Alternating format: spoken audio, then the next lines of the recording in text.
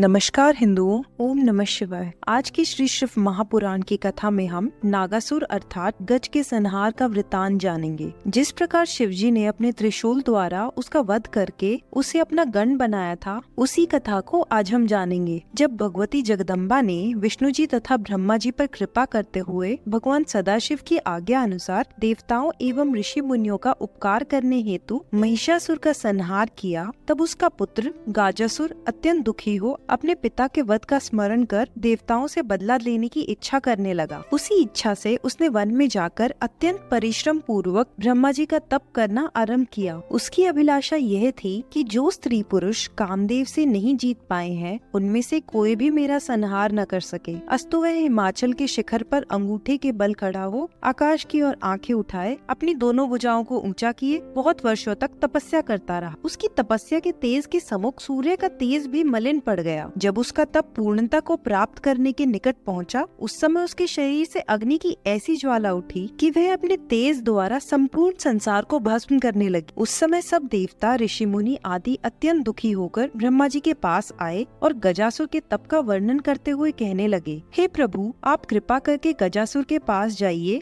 और उसे वरदान देकर संतुष्ट कीजिए, अन्यथा हमारा दुख बढ़ता ही चला जाएगा। देवताओं की यह प्रार्थना सुनकर ब्रह्मा जी, भृगु तथा दक्ष आदि अपने पुत्रों के साथ गजासुर के पास जा पहुँचे। वहाँ उसे उग्र तप करते हुए देखकर ब्रह्मा जी अत्यंत आश्चर्य से भरकर बोले, हे गजासुर, हम तुम्हारी तपस्या से अत्यंत प्रसन्न हैं। तुम जो वरदान चाहो वो मांग लो। ब्रह्मा जी के मुख से निकले हुए इन शब्दों को सुनकर गजासुर ने अपने नेत्र खोलकर उन्हें प्रणाम किया। तदुपरांत बहुत प्रकार से स्तुति करते हुए इस प्रकार बोला, हे प्रभु, मैं यह चाहता हूँ कि जो स्त्री पुरुष कामदेव के अधीन रहते हैं, उनमें से कोई भी मुझे किसी दशा में नहीं मार सके तथा मेरे ऊपर किसी भी शस्त्र का प्रहार अपना प्रभाव न डाल सके। गजासुर की यह इच्छा सुनकर ब्रह्मा जी तथास्तु कहकर अपने स्थान को लौट आए और तब गजासुर भी अपने घर लौट गया। वहाँ जाकर उसने सेनाएं इकट्ठी की और तीनों भुवनों को अपने पराक्रम से जीत लिया। वह अच्छी तरह से प्रजा का पालन करता हुआ निष्कंटक राज्य करने लगा। इस प्रकार कुछ समय तक तो उसने धर्म पूर्वक राज्य किया, परंतु जब उसे राज्य पद का अहंकार हुआ और यह विश्वास हो गया कि उसे कोई भी नहीं जीत सकता, तब वह अधर्म करने पर उतर आया। उस समय उसने ब्राह्मणों को अनेक प्रकार के कष्ट देने आरंभ कर दिए और तपस्वियों एवं धर्मात्माओं को भी सताने लगा। एक दिन वह अहंकार में भर शिवजी की राजधानी आनंदवन अर्थात काशी जा पहुंचा। उसके उत्पातों से भयभीत होकर आनंदवन अर्थात काशी के निवासी शिवजी के समीप जा हाथ जोड़कर इस प्रकार कहने लगे, हे प्रभु, तीनों लोकों को जीतने के पश्चात गजासुर अब काशीपुरी में भी आ पहुंचा है। उसने अपने अत्याचारों से सब लोगों को दुख पहुंचाया है। जिस समय वह हाथी के समान चाल से चलता है, उस समय पर्वत हिल उठते हैं तथा वृक्ष टूटकर गिर पड़ते हैं। बादल उसकी आज्ञा पाकर ही आकाश में उड़ सकते हैं और उसके भय से समुद्र भी सूख जाते हैं। उनके सम्मुख युद्ध करने के लिए चला गया। देखते देखते शिवजी और गजासुर परस्पर घोर युद्ध करने लगे। उस समय शिवजी ने गजासुर के सभी शस्त्रों को काटकर उसकी सेना को विचलित कर दिया। यह दशा देखकर गजासुर अपने हाथ में नंगी तलवार लेकर शिवजी को मारने के लिए दौड़ा और उन्हें ललकारता हुआ इस प्रकार कहने लगा, हे शिव, आज मैं तुम्हें जीवित नहीं छोड़ूंगा। इतना कहकर उसने सभी गणों को अपने शस्त्रों की चोट से व्याकुल कर दिया। यह देखकर शिवजी ने अपने मन में निश्चित किया कि अब बिना विलंब किए इस समय वाराणसी क्षेत्र में आकर उसने अपने भक्तों को बहुत दुख पहुँचाया है। आपके अतिरिक्त उसे जीतने वाला अन्य कोई नहीं है, अतः आप उसका संहार करके सब लोगों को प्रसन्न कीजिए। काशी वासियों की यह प्रार्थना सुनकर शिवजी अपने हाथ में त्रिशूल लेकर काशी जी में जा पहुँचे। वहाँ गजासुर के सम्मुख पहुँचकर उन्होंने ऐसा भयानक नाद किया कि उसे सुनकर दैत्यों की सेना में हाहाकार मच गया। जिस समय गजासुर ने शिवजी को त्रिशूल लेकर अपनी ओर आते हुए देखा, उस समय वह भी गर्जन करता हुआ, मुझे इसका वध कर डालना चाहिए। अस्तु शिवजी ने अपना त्रिशूल गजासुर के ऊपर छोड़ दिया। उस त्रिशूल का स्पर्श पाते ही गजासुर पवित्र हो गया और उसका दैत्य भाव नष्ट हो गया। उस समय वह अत्यंत प्रसन्न हो शिवजी की स्तुति करते हुए इस प्रकार कहने लगा, धन्य भाग्य है जो मुझे आपके द्वारा मृत्यु प्राप्त हुई है। अब मेरी यह प्रार्थना है कि आप मुझे परम पद प्रदान करने की कृपा करें। संसार में जो जन्म लेता है उसे एक न एक दिन अवश्य मरना पड़ता है, परंतु मुझे जो मृत्यु मिली है उसे वेद भी अत्यंत दुर्लभ कहते हैं। गजासुर के ऐसे भक्तिपूर्ण वचन सुनकर शिवजी ने प्रसन्न होकर कहा, हे गजासुर, तेरे अत्यंत भक्तिपूर्ण वचन सुनकर हम अत्यंत प्रसन्न हुए हैं। अब तेरी जो इच्छा है वह वर हमसे मांग ले। शिवजी के मुख से निकले हुए इन वचनों को सुनकर गजासुर बोला, हे प्रभु, यदि आप मुझ पर इतने प्रसन्न हैं, तो मुझे ये सौभाग्य प्रदान कीजिए कि आप मेरे शरीर के चमड़े को हर समय धारण किए रहे और अपने त्रिशूल से मेरे शरीर का प्रतिदिन स्पर्श हुआ करे। इसके साथ ही आप कृतिवासा के नाम से प्रसिद्ध हों। जो मनुष्य आपके इस नाम को मुख पर लावे, वे अपना संपूर्ण मनोरथ प्राप्त करे। गजासुर की यह प्रार्थना सुनकर शिवजी ने तथास्तु कहा। फिर इस प्रकार बोला, हे गजासुर, तेरा यह शरीर हमारा लिंग होकर कृतिवासेश्वर के नाम से प्रसिद्ध होगा तथा जो इस लिंग का दर्शन करेंगे उनके संपूर्ण पाप भी नष्ट हो जाएंगे। काशी में हमारे जितने भी लिंग हैं, उनमें इसे सर्वश्रेष्ठ पद प्राप्त होगा। यह कहकर शिवजी ने गजासुर को परम पद प्रदान किया। सब देवता भी उस स्थान पर जा पहुँचे और कृतिवासेश्वर का पूजन करके